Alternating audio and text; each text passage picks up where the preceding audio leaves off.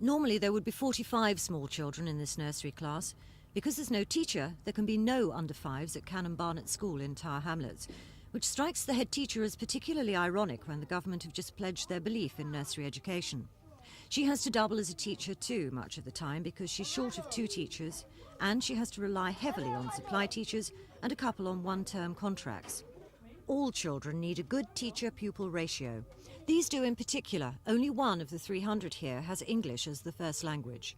Obviously, in the case of the nursery children, it's disrupting their education totally within the school sector.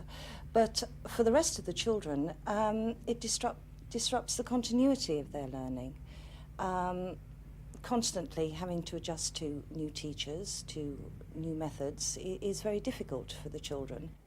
This despite the fact that Ilya and Tower Hamlets have sent recruiting teams as far as Northern Ireland to try and fill their vacancies.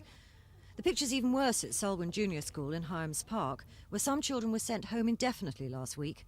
Angry parents forced the school to back down, but the children are still at home a couple of days a week, and that's already having an effect. On mine at the moment, it's demotivating. He's not happy about going in on odd days and obviously they're having different people teaching them, and it's not very good for the kids, and it's not really very good for the teachers either, because they're having to switch from to different levels and to teach children that they don't really know as well.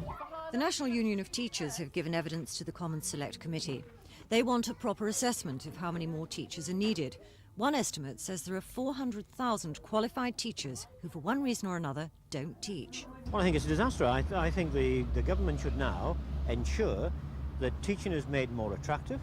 We need better conditions, we need better premises within which to work, and we certainly need better salaries.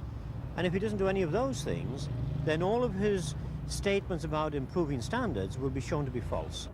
The future of all our children depends on what the Commons Select Committee recommends and whether the government then puts those recommendations into action. There's the question of the attractiveness of the profession, both in terms of pay, if you like, in terms of status.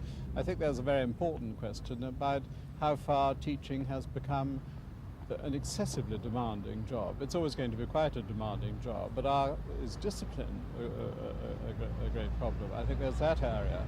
Then there's the question of whether recruitment is effective. There's the question about whether we ought to be a bit more open about training methods in order to draw people in. All these are things which I think the Select Committee should be looking at, and I'm sure we will look at, but I can't yet tell you what the answers will be.